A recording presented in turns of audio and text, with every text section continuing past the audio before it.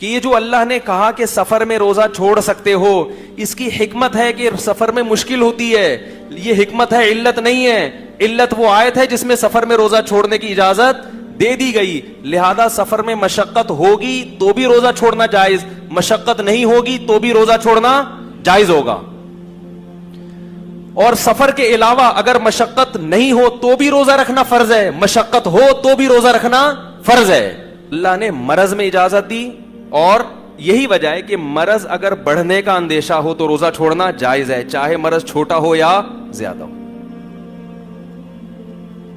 لہذا اللہ نے کہیں بھی نہیں قرآن میں کہا کہ کل اگر پیپر ہے تو روزہ چھوڑ دو، کیونکہ اگر اس پر مدار رکھا جاتا ہے نا حقیقی مشقت پر، کہ واقعی اگر مشقت ہے تو روزہ چھوڑ دو، تو مسئلہ پھر بڑا گمبھیر ہو جاتا. کیوں؟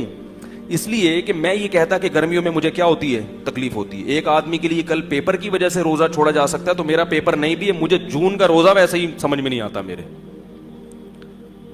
یہ تو ایک عجیب بھیڑ چال بن جاتی. وہ رکھ رہا ہے، وہ نہیں رکھ رہا، وہ کہہ رہا ہے مجھے تکلیف ہے، وہ کہہ رہا ہے تکلیف نہیں ہے، وہ کہہ رہا ہے تکلیف نہیں ہے، تو پھر روزہ کا ثواب کیا ہے؟ تو روزہ کو تو نام ہی مشقت کا ہے. کیا خیال ہے؟ تو اس لیے یہ جو نئے نئے حضرات آ رہے ہیں نا، پروفیسر حضرات، ان سے دین مت سیکھو میرے بھائی، دین علماء سے سیکھو جو صدیوں سے مدارس میں پڑھتے پڑھاتے آ رہے ہیں. اگر ان میں غلط ہیں تو صحیح بھی انہی میں پیدا ہوں گے.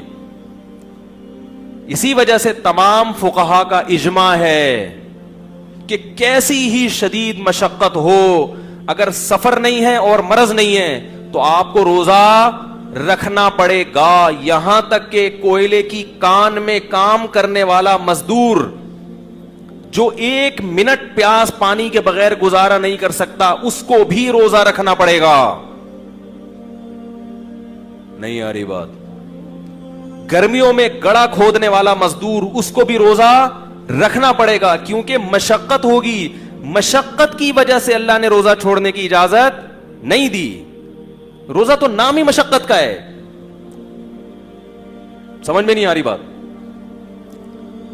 مشقت کی وجہ سے اجازت دی. مشقت تو اسی میں ہوتی ہے نا.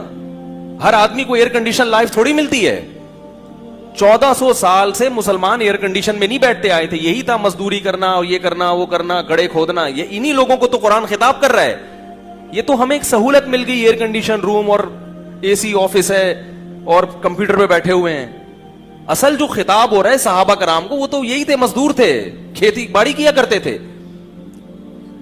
کسی صورت میں جائز نہیں ہے مزدور کے لیے روزہ چھوڑنا.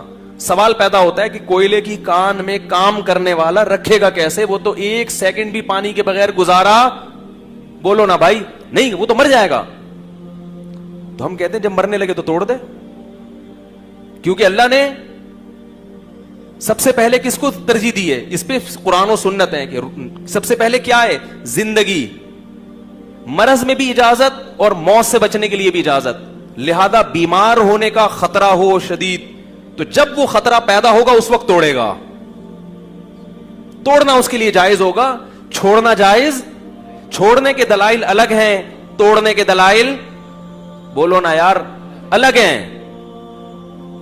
اس لیے علماء کہتے ہیں 30 دن کسی نے ریگستان میں روزہ رکھا یا کوئلے کی کان میں، 30 کے 30 دن روزہ رکھ کے توڑے گا، انشاءاللہ گناہگار نہیں ہوگا. کفا بعد میں قضا کر لے، چھوڑے گا تو گناہگار ہوگا.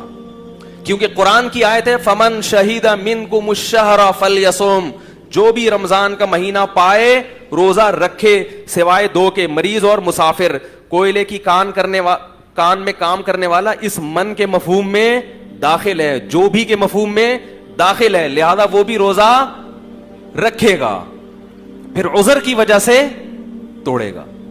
اب اگر کوئی کہ یار جب رکھ کے توڑنا ہی ہے تو ایسے رکھنے کی کیا ضرورت، تو یہ آپ کی اپنی رپورٹ ہے، آپ کی اپنی منطق ہے جو اللہ کے قانون میں نہیں چلے گی.